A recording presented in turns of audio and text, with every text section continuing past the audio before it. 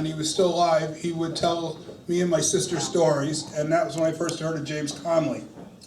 The fact that he was Irish, a socialist in the labor movement, and a musician was good for me, because that's sort of what I'm trying to be. I've been in the labor movement, I'm a socialist, and I'm a musician.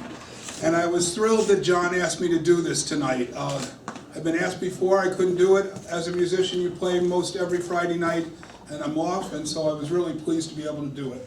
I'm also pleased that this is taking place right now because, as you know, Pete Seeger just passed, who was also in the labor movement, a socialist and a musician. And so this is for Pete, this is for Pete.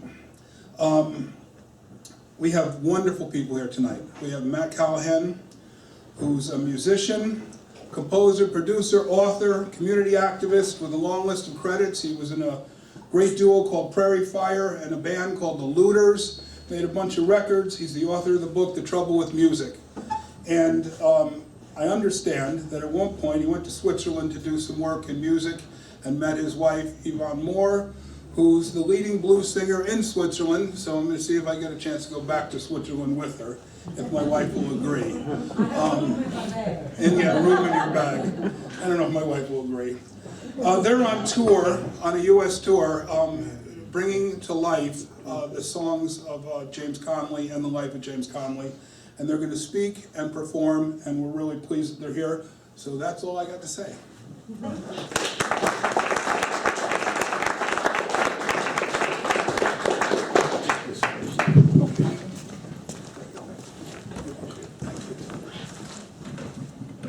Before I ask Yvonne to join me on stage, I'm just going to say a few words about Connolly, about the project, and we will, after the performance, after the concert, we will take questions, have a question and answer session.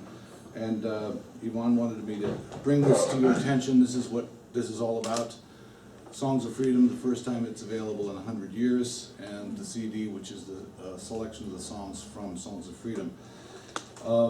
I realize, speaking in Troy, that there must be a lot of you who already know a good deal about James Connolly, but I'm going to say a few things about his history and what his contribution was for those who might not know, so that you understand a little bit about what inspired us to undertake the project. Then I'm going to talk a little bit about how the project actually came to be, because it involves a real odyssey of discovery for myself and for all of us who are involved in it. And then we'll actually play you some of the songs. For those who are not aware of it, Connolly was born in Scotland, in Edinburgh in 1868. And his birth there is more than just a physical location, but that's where he was actually raised as a socialist labor leader under the mentorship of people like John Leslie, who was also a poet and an outstanding socialist labor leader in Scotland. He later went to Dublin after having led a number of labor struggles in Scotland and in England. He formed the Irish Socialist Republican Party in 1896, and we'll come back to that before I'm done here, because the program that Connolly actually wrote for the Irish Socialist Republican Party in 1896 is as relevant today as it was at the time.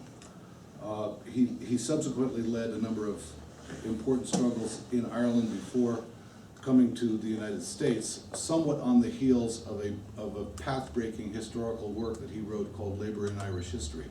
And this is still one of the only books that actually takes into account the long history of work, meaning not necessarily industrial labor, but agricultural labor, all of the forms of labor in the history of Ireland and its conquest by the English.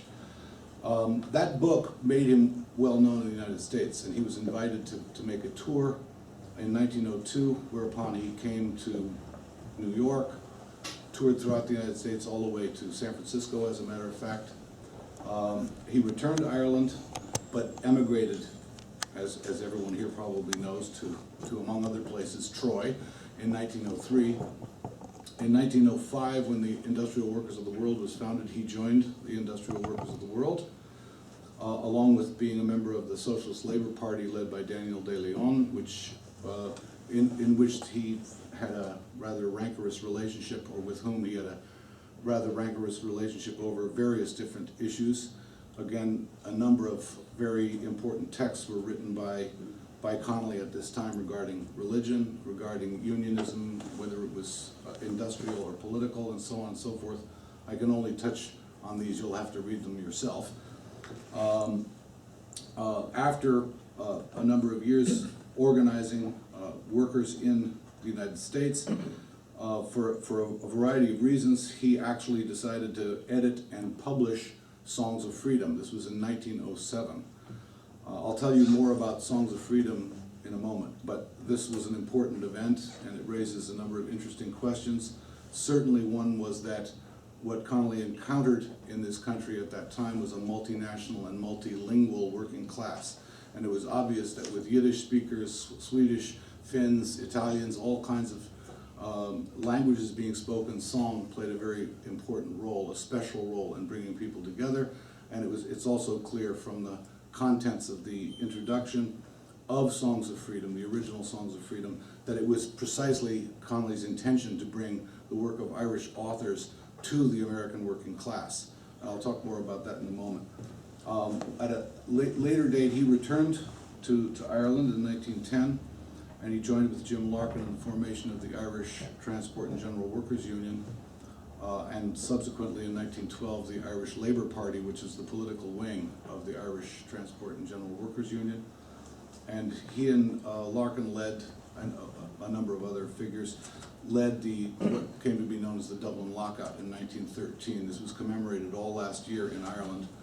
And this was a very important struggle for a number of reasons, one of which is it was actually the first major industrial workers' struggle in Ireland. The impact of the struggle was long-term, because even though it was defeated, it was suppressed by the ruling elites of Dublin. It nonetheless gave birth to a workers' movement, an industrial workers' movement, a consciousness, a class consciousness on the part of the working class, and more specifically, it led to the formation of the Irish Citizen Army. And the Irish Citizen Army was formed not by Connolly alone, but he was certainly one of the leading forces in doing so. It was formed to defend the workers against the attacks of the police, and it remained intact up to and through the Easter Rising of 1916, and it played a very crucial role, even though its numbers were small, the role that it played as a force in, let's say, a wedge to drive the Rising to come into being against opposition from other forces was pivotal historically. Finally, of course, the you might say the end of Connolly's life is also the beginning of his legend, because in leading the Easter Rising, which was suppressed by the British government, leading to Connolly's execution in 1916.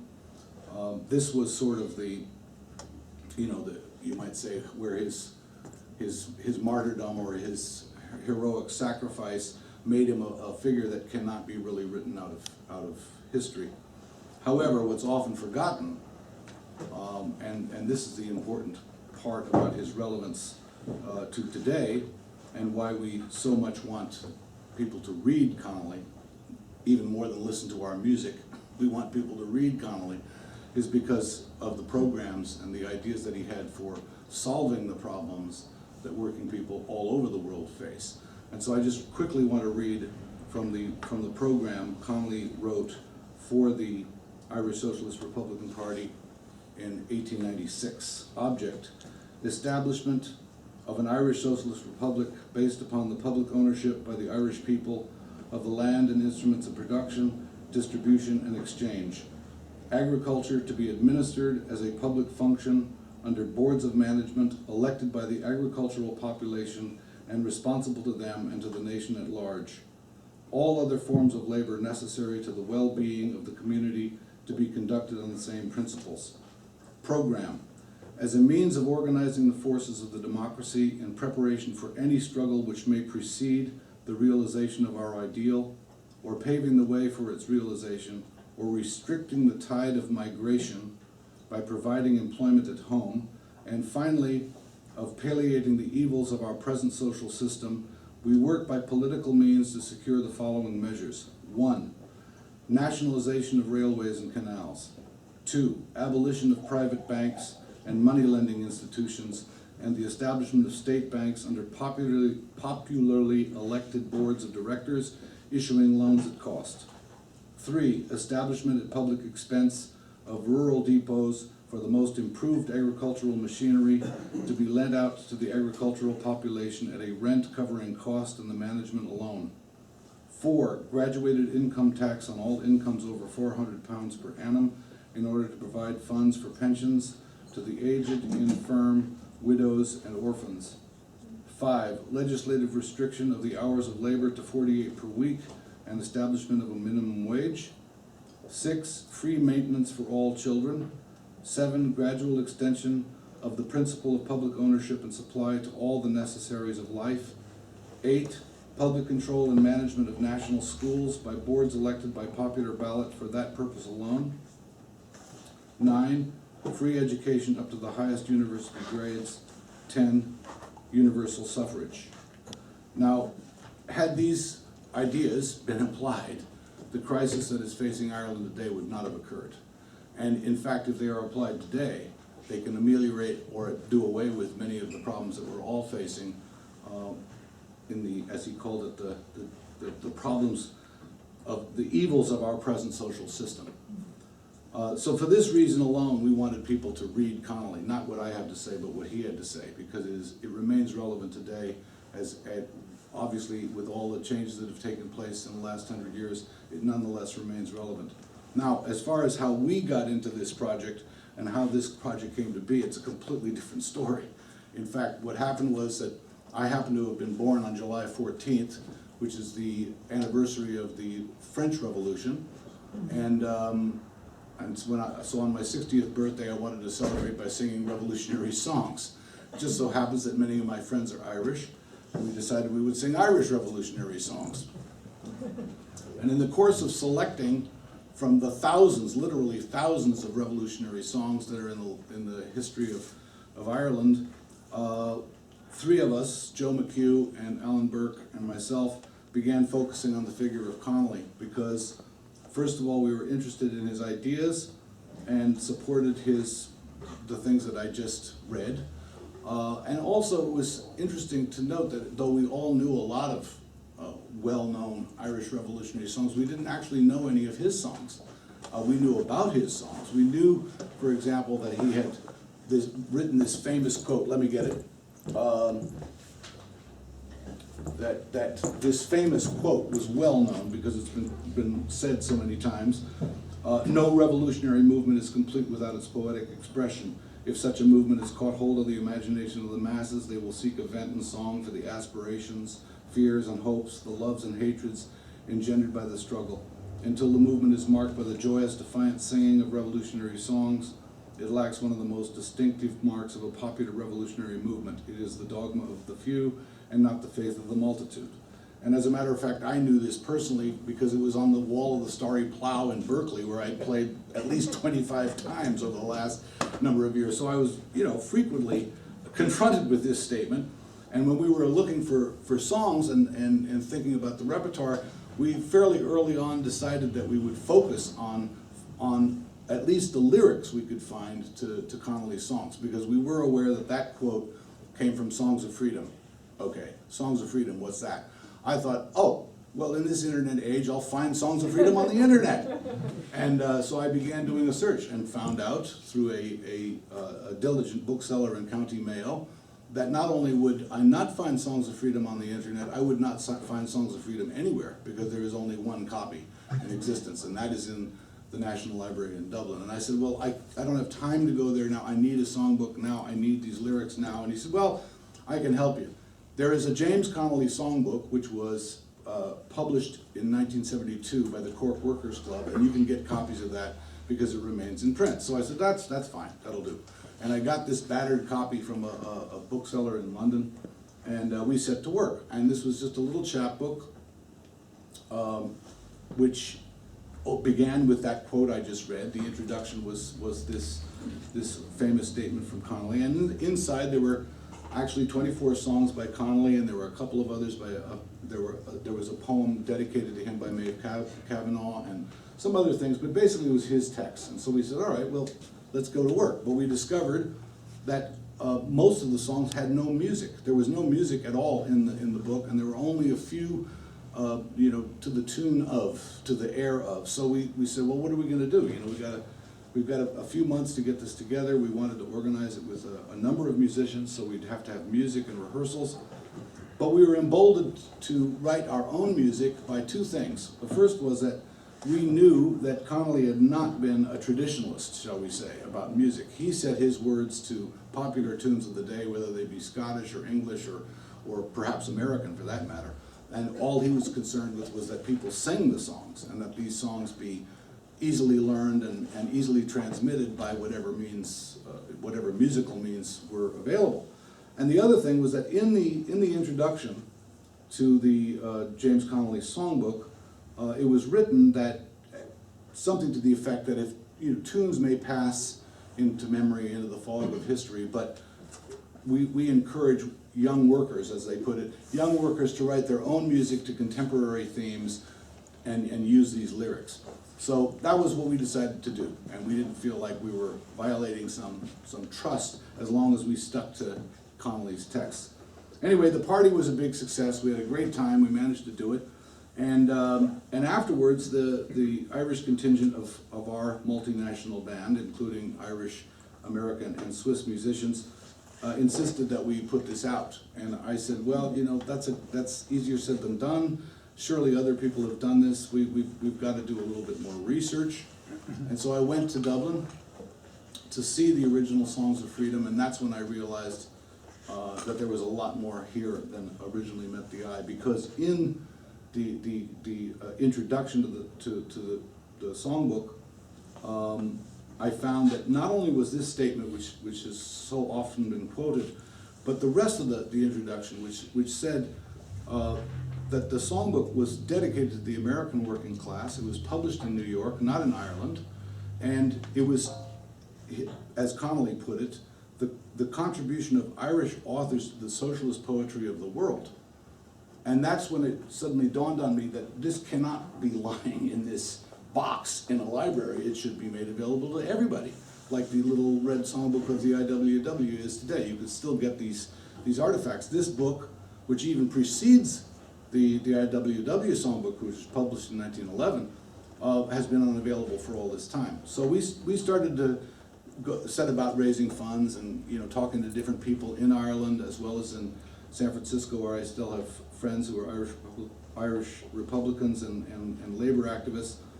And one of the people in San Francisco put me in touch with a fellow in Cork by the name of Jim Lane. And I called Jim and I told him about the project, and he said, oh yeah. And I said, do you know about the Cork Workers Club? And he said, well, as a matter of fact, I do. I said, do you know about the James Connolly Songbook? And he said, well, as a matter of fact, I do. And I said, well, can you tell me a little bit more about this and how it was put together? And he said, well, as a matter of fact, I wrote the introduction. And I go, oh, indeed. And he said, well, and not only did I write the introduction, but if you'll recall in the introduction, I wrote about this great concert that took place in 1919 in Dublin to commemorate Connolly's birth. And remember, Connolly had been murdered only 3 years before, and Dublin was still under the control of the British. And in fact, this concert had taken place under the Domain of the Realm Act, which means that it was forbidden by the British government to occur at all. And so there was a pitched battle out front between the British troops and the ICA and other, you know, they called them the Red Guard of the workers, to protect the joyous, defiant singing of revolutionary songs inside. So this was in the introduction, and Jim went on to say, well, but you know, I have the souvenir program from that concert, and no one's ever seen that for 100 years. So he sent it to me, he scanned this thing, and sent it to me, and I immediately saw it, and I said, this is incredible, this is an amazing work. Not only are the songs in here, not all of them, but many of them, but there's music to them, although it's a strange tablature, as you'll see when you look in the book. Nonetheless, it was obvious that it was intended for the workers to sing these songs, and they were intended to be able to follow the lines, the melodies and whatnot. And so there it was to me. You got the whole thing, the whole story. You've got Songs of Freedom, you've got the 1919 souvenir program, and then you've got the 1972 Cork Workers Club James Connolly Songbook, which up to that time was in fact the most comprehensive collection of Connolly's lyrics in existence, because no one else had gone to the trouble, as Jim Lane and his comrades had, of literally assembling one by one the songs that Connolly had published in the Workers' Republic, the Harp, a variety of different periodicals that over time, and perhaps they weren't even intended to be songs. It's not clear. They might have just been poems in the sense that they were written to be read on the page. In any case, it was our idea to try to bring all this together, make it available to everybody in the world, and to for the first time really bring the whole thing together, including his original introduction, the introduction that was written by Jim Lane and the Cork Workers Club, as well as the literal facsimiles, as you'll see when you look at the book. This is the way the book appears. It even has the Songs of Freedom had in the Dublin Library has all these little corrections that I don't know if it was Connolly himself or one of who knows who made the corrections, but the publisher said, well, should we can Photoshop that out. I said, no, people have got to see the way it really looks. You don't have to take a trip to Dublin to see this. So that's now available. So with that, we will begin singing. I'll ask Yvonne to join me, and we'll give you a bit of the music. Keeping in mind, of course, that this was performed by a 9-piece band. And somehow this has to get in.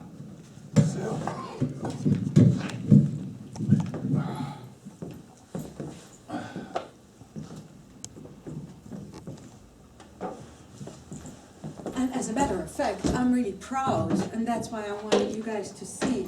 It's 3 years of work to make a book and a CD, and it's really beautiful to be here tonight, and thank you very much for coming out.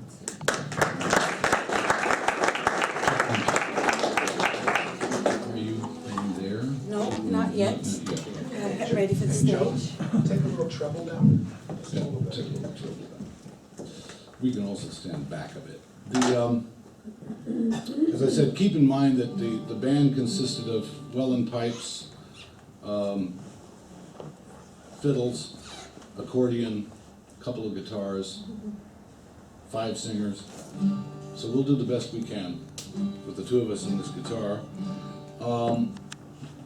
In selecting the songs, as I said, there are 24 songs by Connolly, or lyrics by Connolly. In selecting the ones that we did, we were trying to give as broad a range. Naturally a lot of his songs are militant marching songs, but not all of them. And this was one that we chose because of its spirit. It's called a festive song.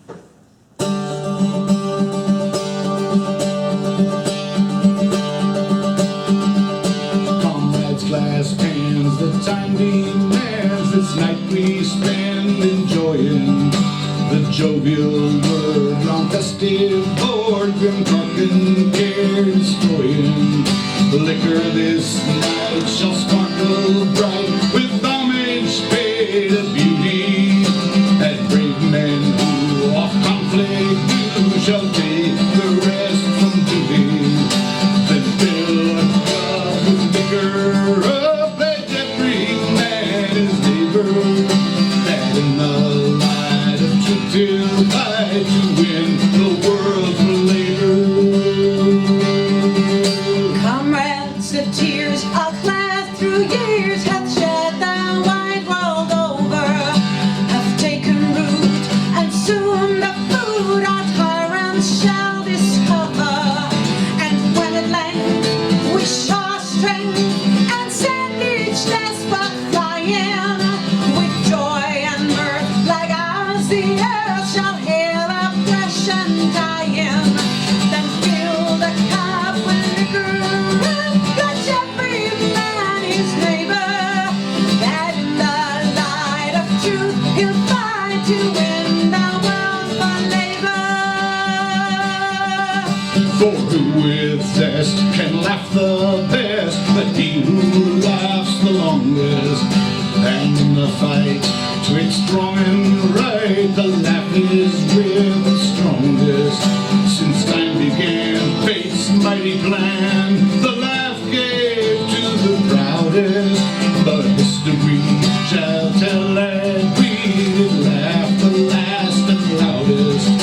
Then fill the cup with liquor, let every man his neighbor, that in the light of truth divide labor. Then comrades toast, great freedom's host, and loudly sing her praises. And honored be all land and sea, whoever her banner raises. So ere we leave, the wreath will weave of flowers of earth's best gleaning, with maid and wife, with hope of life, free from a tyrant's scheming. Then fill the cup with liquor, pledge every man his neighbor, that in the light of truth he'll fight to win the world for labor. Then fill the cup with liquor, pledge every man his neighbor, that in the light of truth he'll fight to win the world for labor.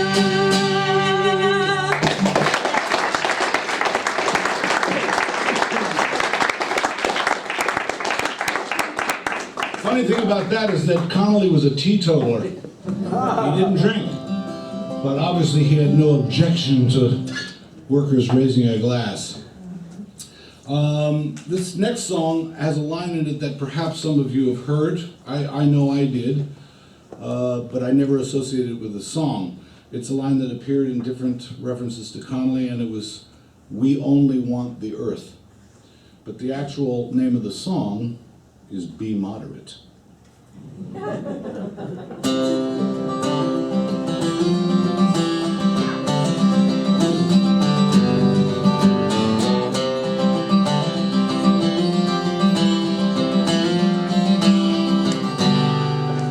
Some men faint-hearted ever seek a program to retouch, and will insist whene'er they speak that we demand too much. 'Tis passing strange, yet I declare such statements cause me mirth. For our demands most modest are, we only want the earth.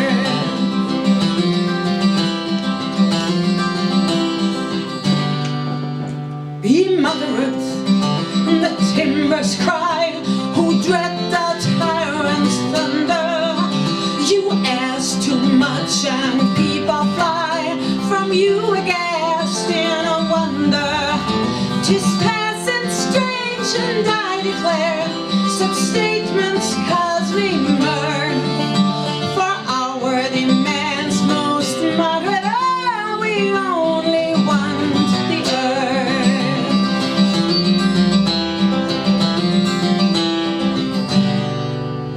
Our masters all a godly crew, whose hearts throb for the poor. Their sympathies assure us too, if our demands were fewer.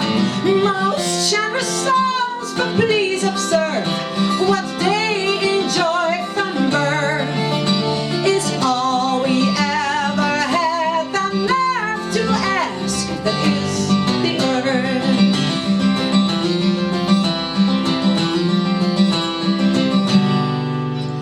The labor faker full of guile, such doctrine ever preaches, and whilst he bleeds the rank and file, tame moderation teaches.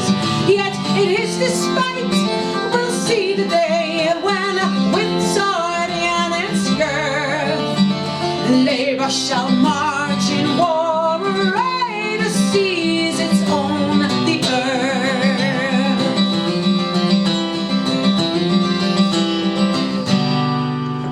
For labor long with groans and tears to its oppressors knelt, but never yet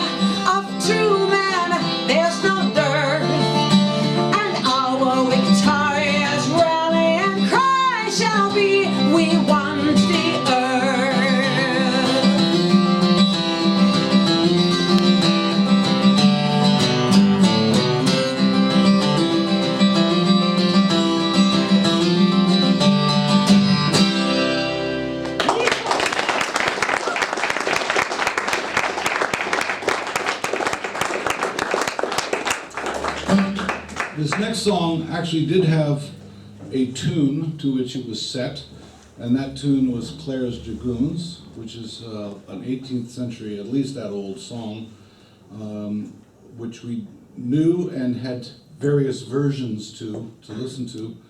But the versions ranged from a slow, kind of melancholic dirge, wholly inappropriate for the kinds of lyrics that Connolly wrote, and the others were very fast tempo jigs without even the lyrics, just the melody of the song. And as you've already heard, Connolly's lyrics are quite literary, a bit of a mouthful as it is, and to find something with the appropriate fighting spirit, but at least singable, was always the challenge in doing this work. So this is what we came up with for Human Freedom. But wait a sec. There are a few little lines that you can sing along with me. It goes like, shout hurrah for freedom, shout hurrah, freedom's spark shall ride the storm. We tried? Let's try it. Shout hurrah for freedom, shout hurrah,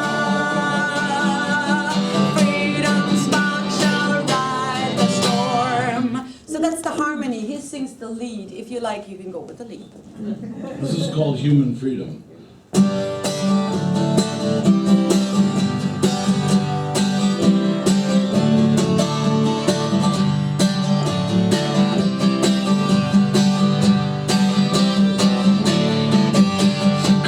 Know the day draws nigh when mustering hosts the cause shall try of labor's right to live and die, enjoying human freedom. The labor's force shall take the field, the liberating sword to wield, the labor's own right arm a shield, the cause of human freedom.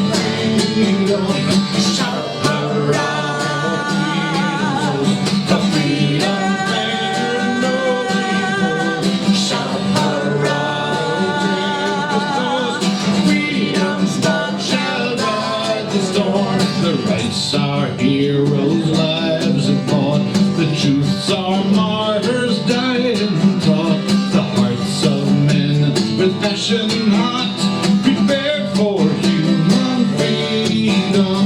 Its roots are in no barren soil, but watered by the tears of toil are spreading fast. No storms can spoil the plant of human freedom. So shout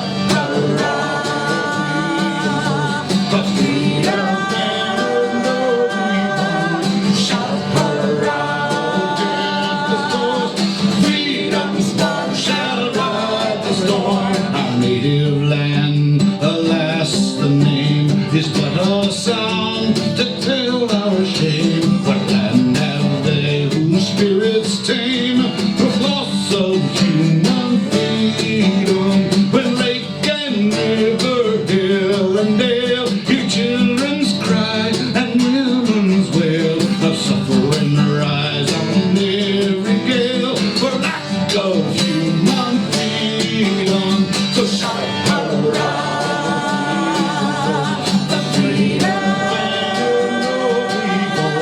Shout hurrah!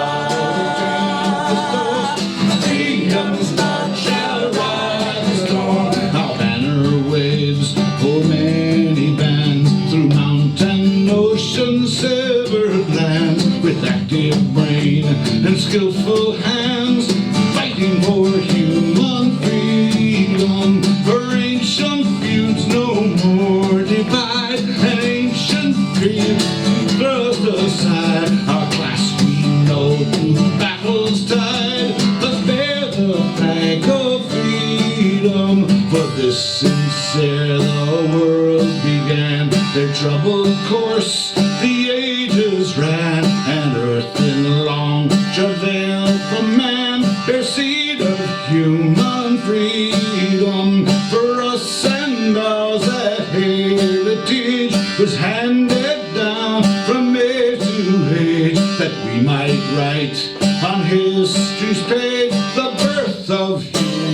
freedom. So shout hurrah for freedom. Shout hurrah,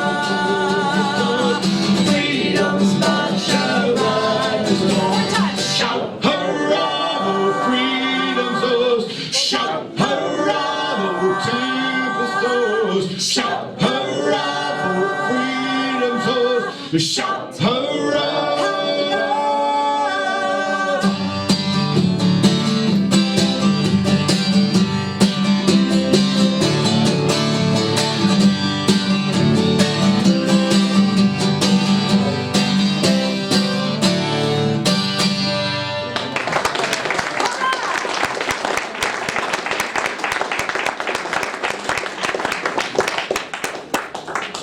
Now, as I mentioned earlier, we wanted this to reach people who knew nothing about Connolly, and so we chose for the CD songs that were about Connolly, obviously not by him, but were written by people who were his peers, in his age group, as well as those generations that followed.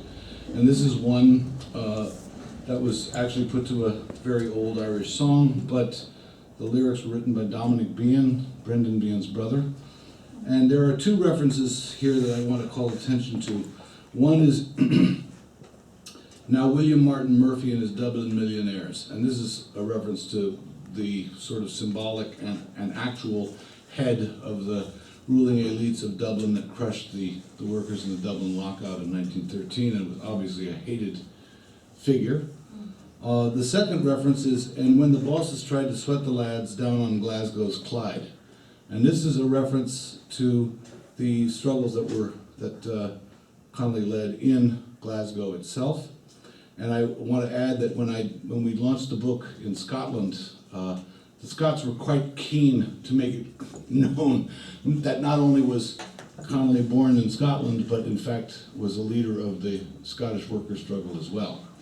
And so this is an important reference in this song. This is called Connolly Was There. Ready.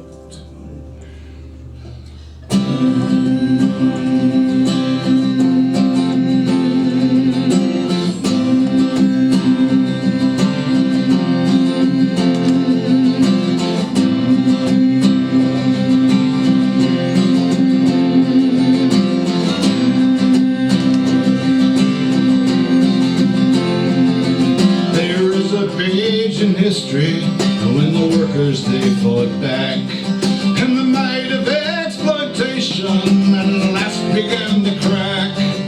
In farm and field and factory, in workshop, mine and rail, a flame was lit, a beacon bright, that flame is burning still. Connolly was there. Connolly was there. Brave, bold, undaunted James Connolly was there.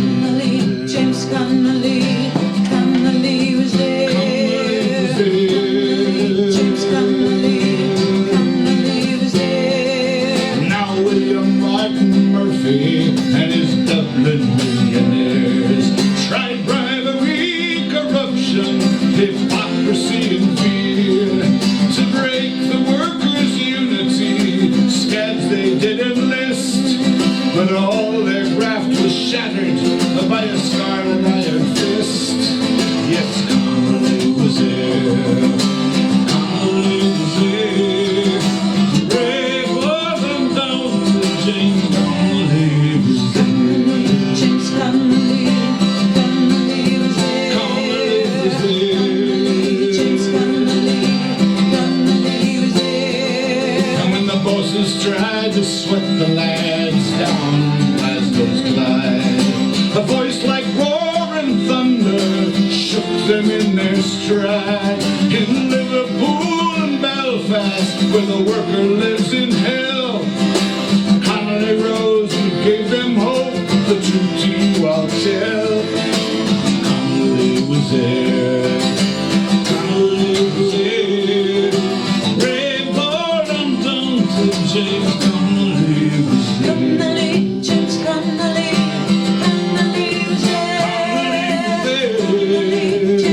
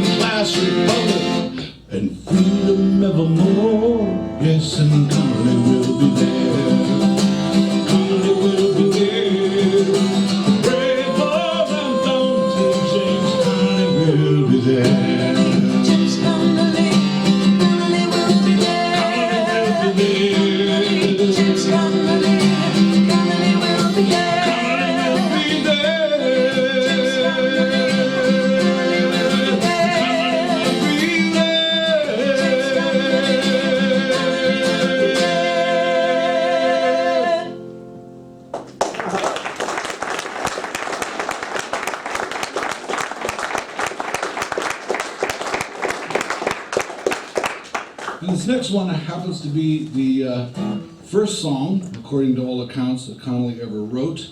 And it was, unbeknownst to us, written to a song, composed for the song, as a matter of fact, by Gerald Crawford.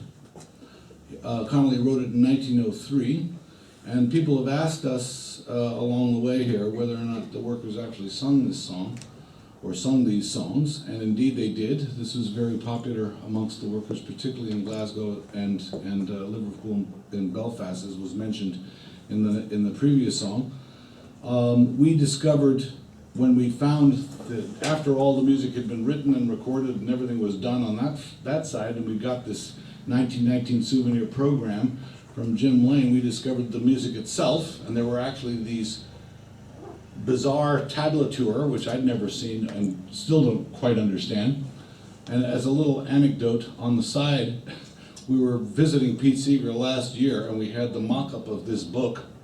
It wasn't published yet, but we had all the pieces. And of course, Pete immediately recognized what the tablature was. And this tablature was actually written it was used by Christian missionaries for the heathen savages so they could learn Christian hymns.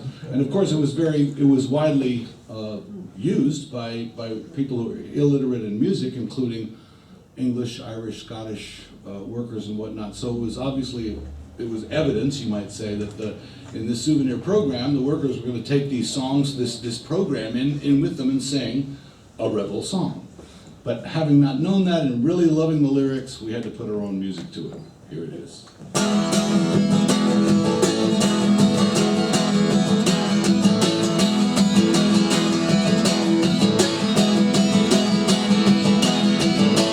Come workers, sing a rebel song, a song of love and hate, of love unto the lowly and of hatred to the great. The great who trod our fathers down, who steal our children's bread, whose hand free is stretched to rob the living and the dead. Then sing our rebel song as we proudly sweep along, and the age-long tyranny that makes for human tears. Our march is nearer now, with each setting of the sun, and the tyrant's might is messing with the passing of the years. We sing no song of misery, no song of sighs or tears. High our hopes and stout our hearts, and banished all our fears. Our flag is raised above us, so that all the world may see. 'Tis labor's faith and labor's arm alone can labor free. And sing our rebel song as we proudly sweep along, in the age-long tyranny that makes for human tears. Our march is nearer now, with each setting of the sun, and the tyrant's might is messing with the passing of years.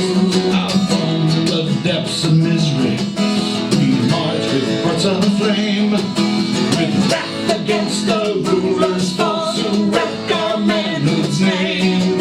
The serf who licks his tyrant's rod, if been forgiven me. The slave who breaks his slaver's chain, a wrathful man must be. Then sing our rebel song as we proudly sweep along, in the age-long tyranny that makes for human tears.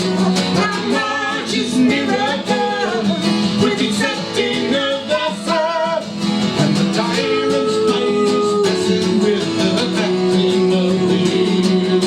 Our army marches onward, with its face towards the dawn, in trust securing that one thing the slave may lean upon. The might within the arm of him who, knowing freedom's worth, strikes home the banished tyranny from off the face of earth.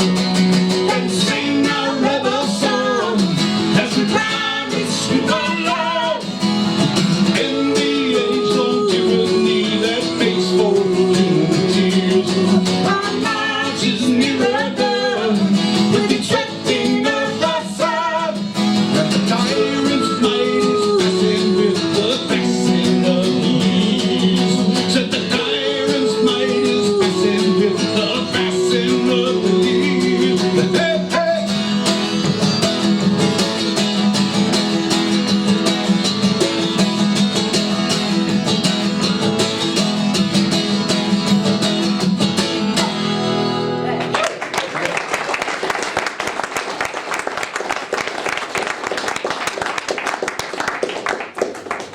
This next one is actually the only song that has Gaelic in it. It's the title Saoirse Ruin, which means cherished freedom. And it's interesting to note that originally Connolly was a supporter of Esperanto. As a great internationalist, he wanted everyone to speak this language, but he was won to the cause of the Irish language movement because he saw it as a very important part of not only preserving the past, but of strengthening the resolve of the Irish people in their struggle against colonialism. This again is a text that was probably, or perhaps, just a poem, but Alan Burke, one of our collaborators in this project, put music to it. It's called Saoirse Ruin.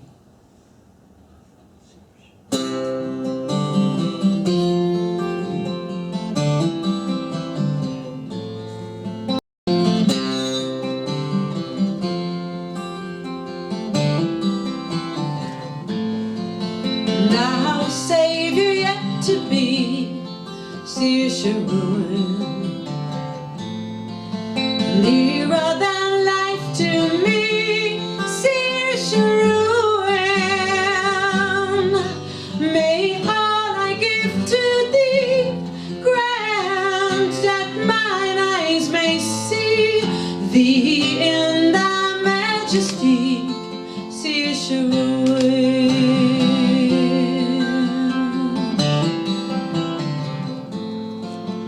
Hard was our travel past Saoirse Ruin, long held in bondage fast Saoirse Ruin. Weary the road we passed, by error's clouds o'ercast, thy light breaks in at last, Saoirse Ruin.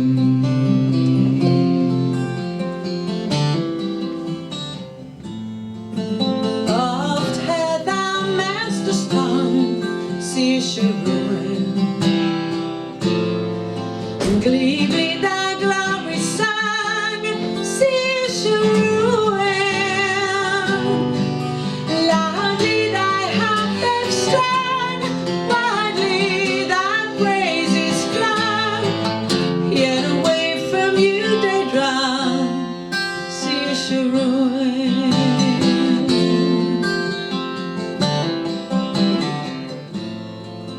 Long have we sought thy light, Saoirse Ruin. Through oppression's darkest night, Saoirse Ruin. And ne'er shall cease the fight against the tyrant's hateful might, till thou shalt bless our sight, Saoirse Ruin.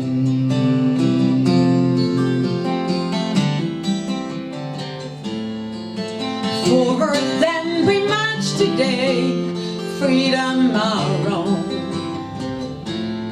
Eager panting for the fray, freedom our own. Neath thy sands enlightened light, now shall our progress stay.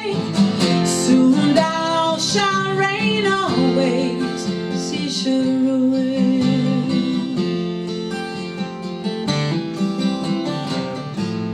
Freedom our own,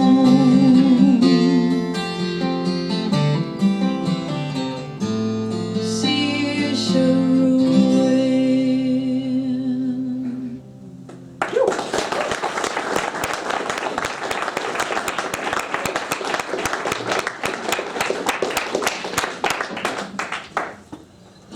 And yet another that had no music, but such a lovely lyric we had to write our own. This is called When Labor Calls.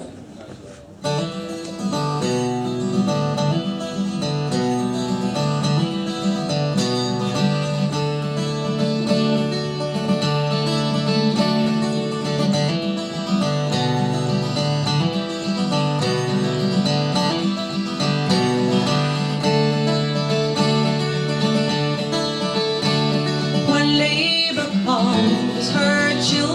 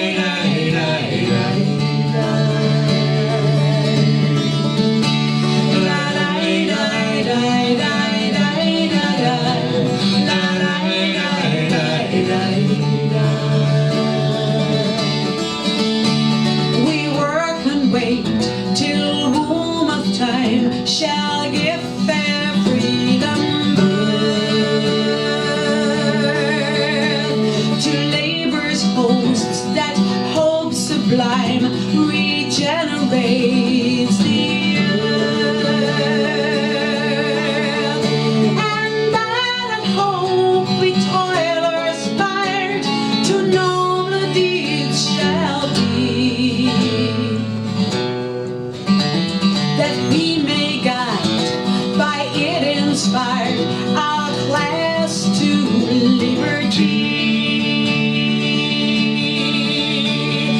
liberty, to liberty, to guide our class to liberty. La da da da da da da da.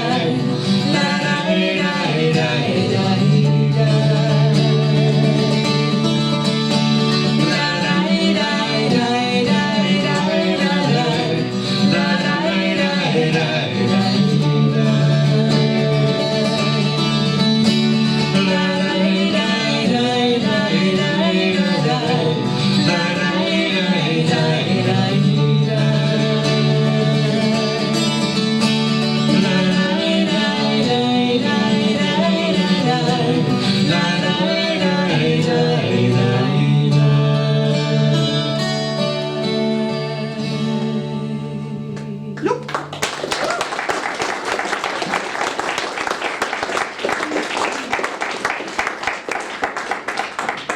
Now the next song has the special treat of containing the most difficult phrase in the English language to say, let alone sing. From theft's thick mask of fraud and lies, strip all the specious gilding. That's hard enough to get your mouth around without having to sing it at a proper tempo and the right rhythm for its militant spirit. This is a song called O Slaves of Toil.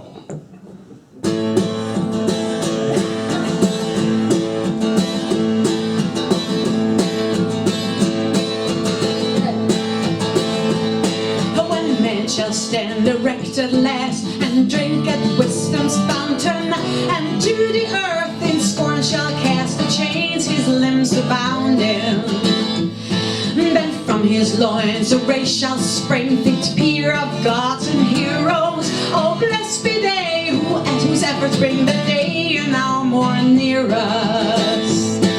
O slaves of toil, no craven fear, no dread of fair disasters, and they don't see now that love and clear the air of lords and masters. Like brazen serpent raised on high in Israelite tradition, our cousin each believing slavery's abolition. We see the day when man shall rise and firm on science building, from that thick mask of fraud and lies strip all the specious gilding. Our slaves of toil, no craven fear, no dread of fair disasters, and he don't see now that never hear the air, our lords and masters. Oh, blessed today whom wind and tide are weft in fortune's graces, and bless the man whose blushing bride returns his wrapped embraces. And blessed is he who has a friend to shield his name when slandered, but blessed are all they who contend and march in freedom's vanguard. O slaves of toil, no craven fear, no dread of fair disasters, and he don't see now that never hear the air, our lords and masters. Sing it once again. O slaves of toil, no craven fear, no dread of fair disasters, and he don't see now that never clear the air, our lords and masters. Hey!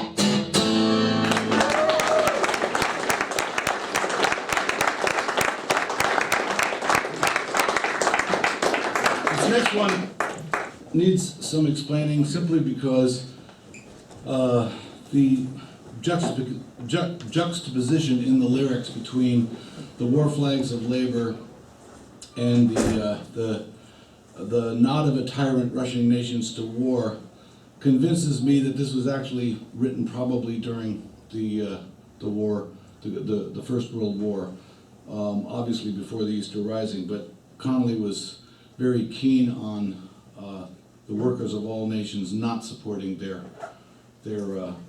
rulers. In fact, in the book, you'll see a photograph of the ICA, Irish Citizen Army, standing in front of their headquarters at the time beneath the banner saying, "For neither king nor Kaiser." And this is a very important position for Connolly to take. And I think that that's what you'll hear in this song, wherein he's contrasting a war for liberation against a war that's, bloodbath for the working people of the world. This is called "Shake Out Your Banners." And this is also the lyrics for the chorus, "Shake out your banners." Couldn't be simpler. Right. But put enough of soul into it, gospel into it. Just sing with me.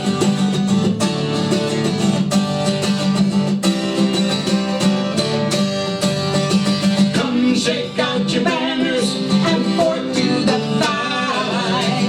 Joy, joy to our heart that this day we have seen.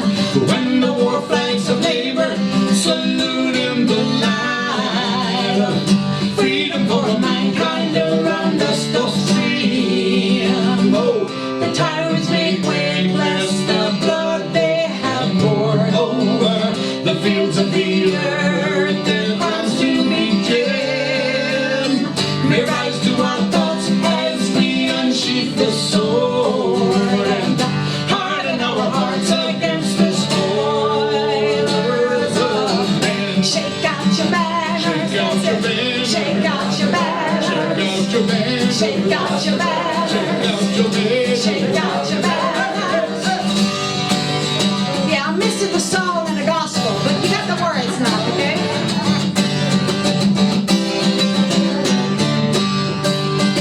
Aye, the sword glitters grandly, but not as of yore. When brothers fought brotherhood and murderous feud, or the nod of a tyrant rushed nations to war, and the hopes of our race were overwhelmed in blood. May the fight that we fight is a fight for our own, and freedom for labor, our worst action shall be. Through the broad earth sounding till capital soul, lies shattered for I and the toiler is free. Shake out your banners. Shake out your banners. Shake out your banners. Shake out your banners. Shake out your banners. Shake out your banners. Shake out your banners. Yeah, shake out your banners. One more time. Shake out your banners. Woo, yeah.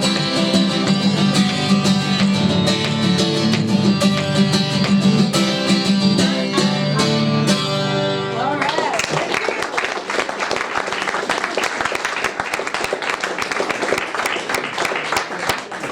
Now, this next one was not by James Connolly. It was actually by another Irish poet by the name of Jim Connell. It was written in 1896 or 1897 and was already popularized in Ireland, Scotland, England, and even in the United States. And certainly it was important enough for Connolly to include in the original Songs of Freedom.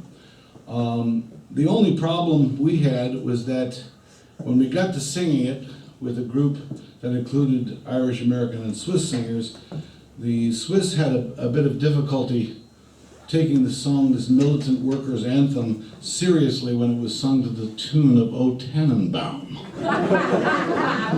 And so we had to modify this a little bit while remaining true to the melody, making it singable by those who already knew the song, by going to Detroit and adding a bit of Motown to it. This is The Red Flag.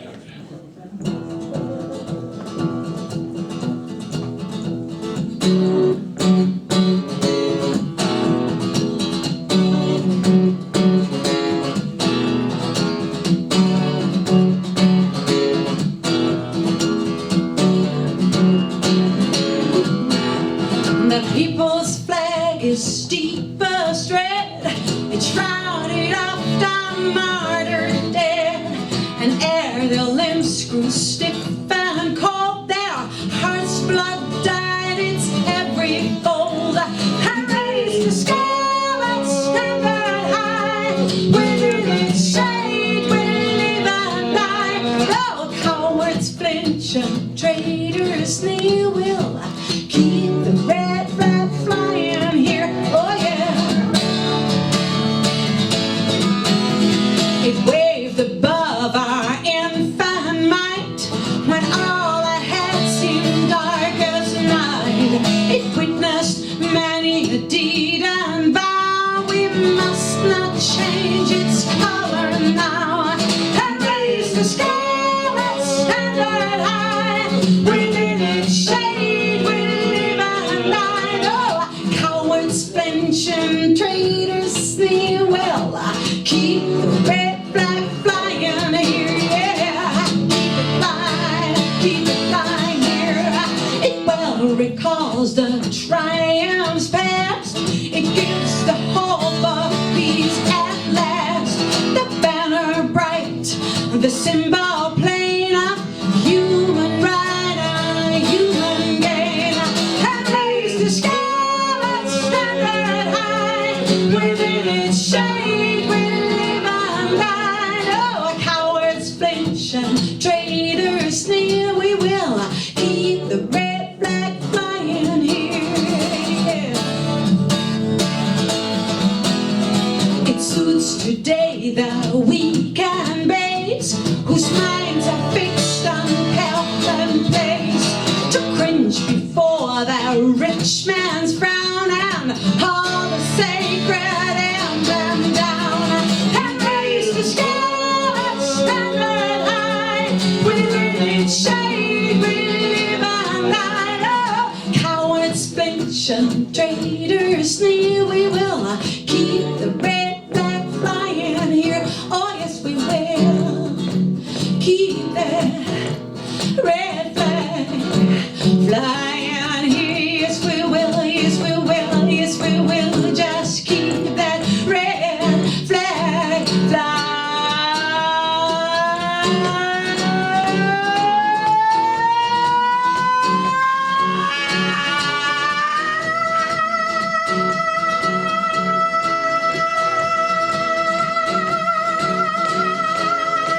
Yes, we will keep the red flag flying here. You got that scarlet standard high, and we keep it flying. Yes, keep that red flag flying, yeah, flying high, yeah. We keep the red flag flying high. So keep that red flag flying high. And raise the scarlet standard high. Within its shade we live and die. Oh, cowards flinch and traitors sneer. Will keep the red flag flying here. Oh yeah. Oh, we keep that red flag flying here. Woo!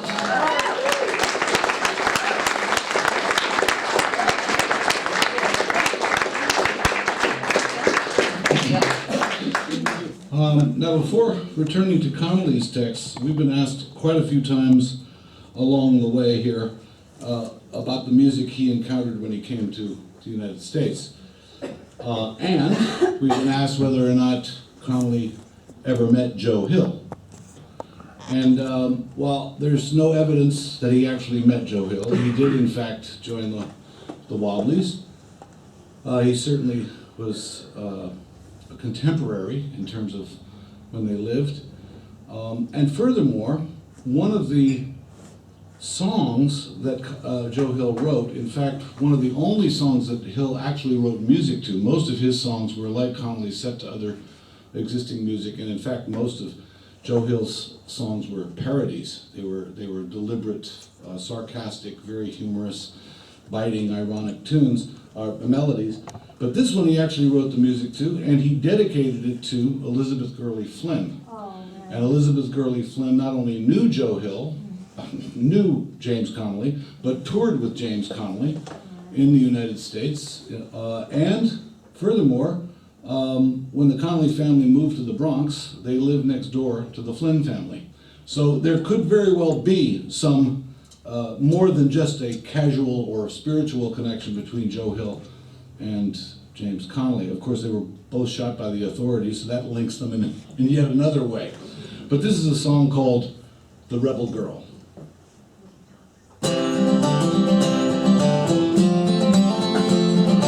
Let me start that again, a little quicker.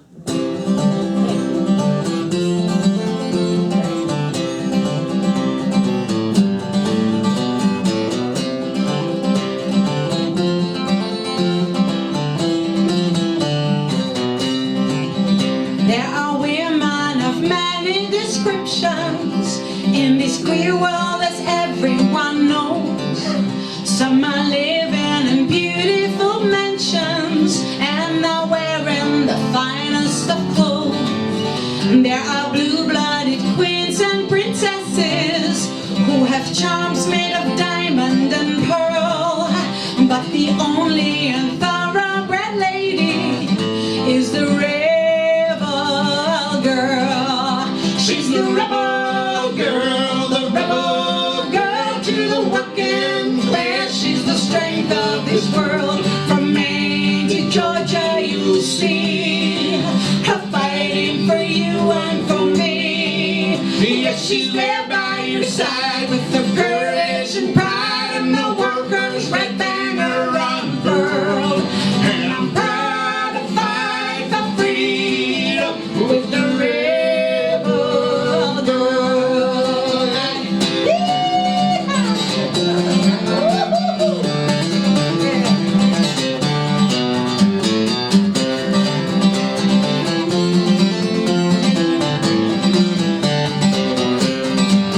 Yes, her hands may be hardened from labor, and her dress may not be very fine, but a heart in her bosom is beating, and that is true to her class and her kind.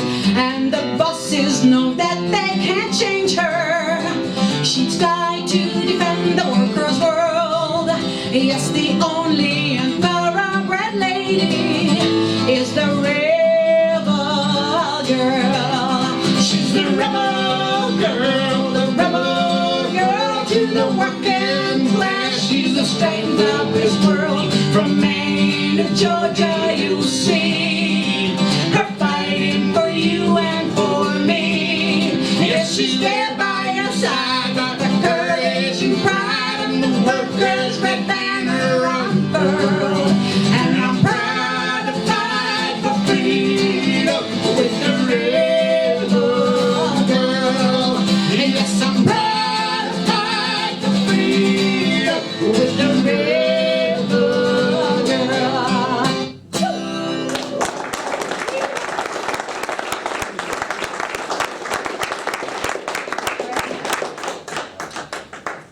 And with that in mind, I'd like to mention something else, which is often overlooked. Actually, can you grab me that piece of paper?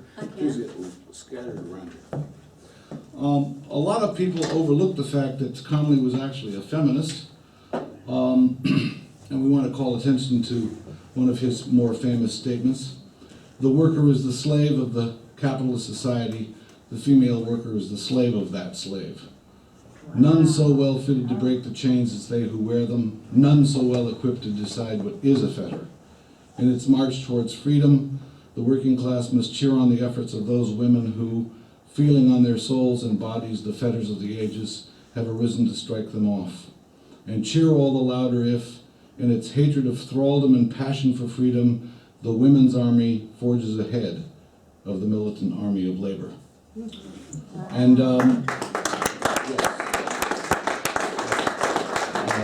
in many ways, Connolly was ahead of his time.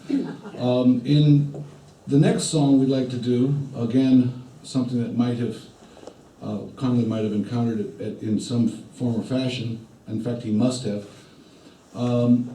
People might recall that in 1911, after Connolly had returned to Ireland, there was a great textile strike in Lawrence, Massachusetts, which was actually won. It was a women's strike.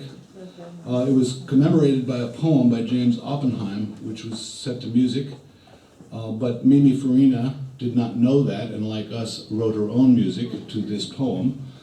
And what ties it together with Connolly is that in 1912, when he formed or led the formation of the Irish Labour Party, he took the name of this song as the symbol of the party. And that song is, and that symbol is, Bread and Roses.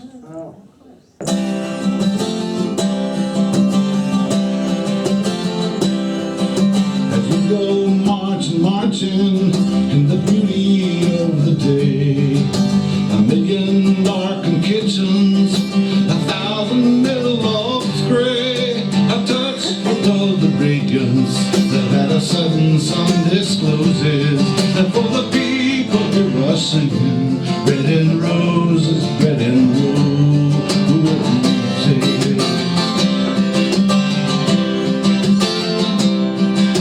As we go marching, marching, we battle too for a man, for they are women's children, and we mother them again.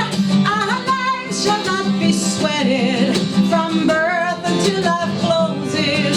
Our staff as well as bodies, give us bread, but give us roses.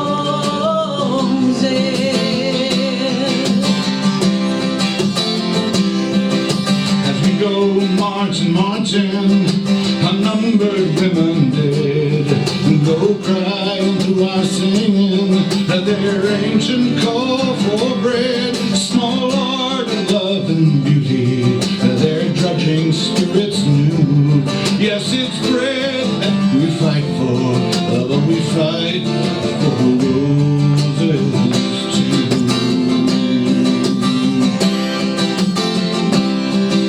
As we go marching, marching, we bring the greater days, the rising of the women, amidst the rising of the race. No more the crushing nightmare, and that toil the one reposes, but a sharing of life's glories, bread and roses, bread and roses.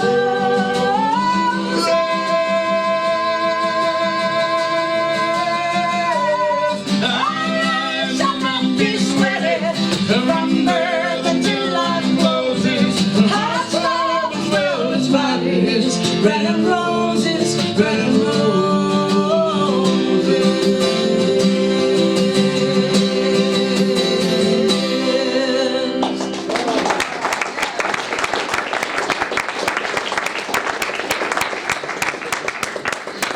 And as Mark mentioned at the beginning, we must not forget tonight Pete Seeger, who passed while we were in the middle of this tour. We'd like to join Pete's contribution with James Connolly's by doing a song of Pete's that I'm sure everybody here knows.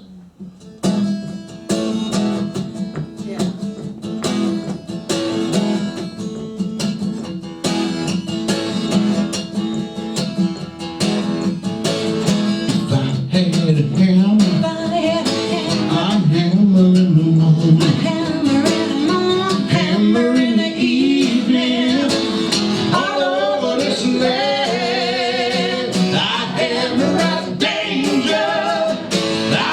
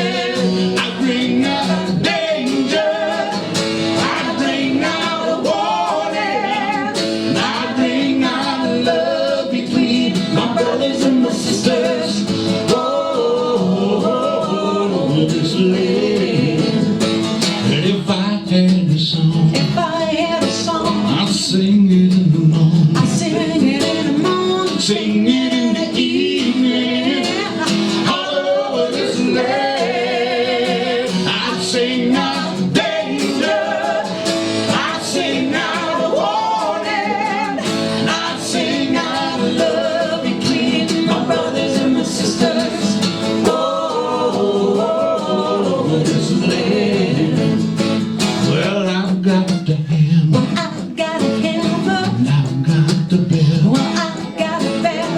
and I've got the song to sing all over this land. It's the hammer of justice, and it's the bell of freedom, and it's the song about love between my brothers and my sisters. Oh, this land. Said it's the hammer of justice, and it's the bell of freedom, and it's the song about love between my brothers and my sisters. Oh, this land. I said now, whoa, this land. One more time, sing it now. Whoa,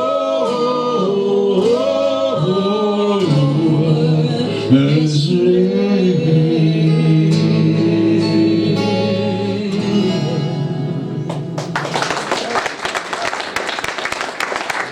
If you keep singing songs, people never die. We're going to end with one last song by Connolly, which again, unbeknownst to us, did indeed have music.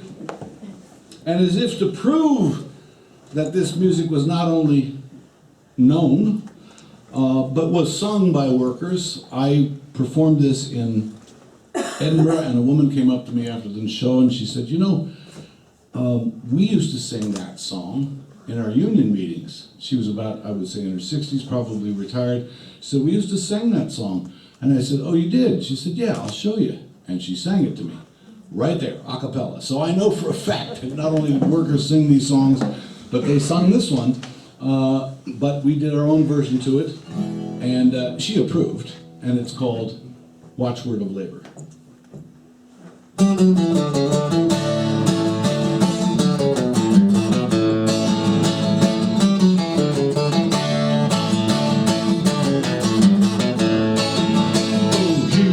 Watchword of labor, the slogan of they who be free, that no more to any enslaver must labor bend suppliant me, that we on whose shoulders are borne that pomp and the pride of the great, whose toil every day with their scorn must challenge and master our fate. Then send it aloft on the breeze, boys, that watchword the grandest we've known, that labor must rise from its knees, boys, and claim the broad earth as its own. I, we who walked won by our valor, empire for our rulers and lords, yet knelt in abasement and squalor to the thing we had made by our swords. Now valor with work will be blended when answering labor's command. We arise from our knees and descending to manhood for freedom take stage. Then send it aloft on the breeze, boys, that watchword the grandest we've known, that labor must rise on its knees, boys, and claim the broad earth as its own.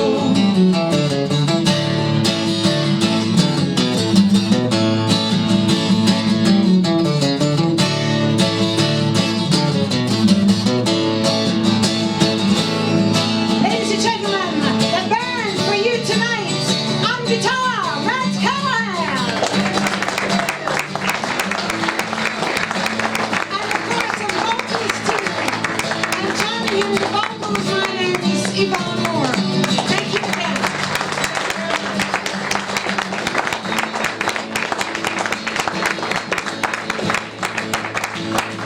And from the field and the city, from workshop, from mill and from mine, despising their wrath and their pity, we workers are moving in line to answer the watchword and token that labor gives forth as its own. No post till our factors we broke and conquer the spoiler and road.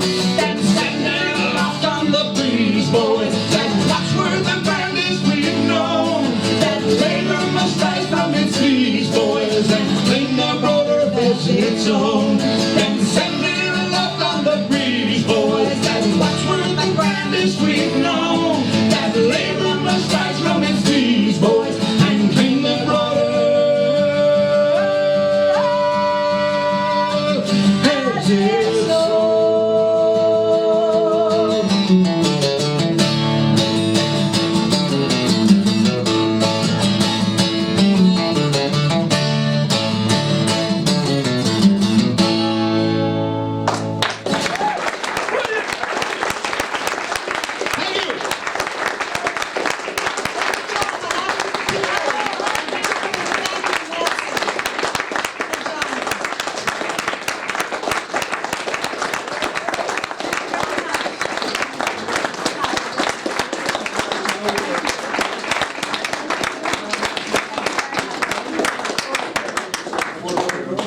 people have any questions, I'd be happy to. Or if you just want to go buy the book and CD or have a drink, whatever. Where's the whiskey? Good question. Good question. Excellent question.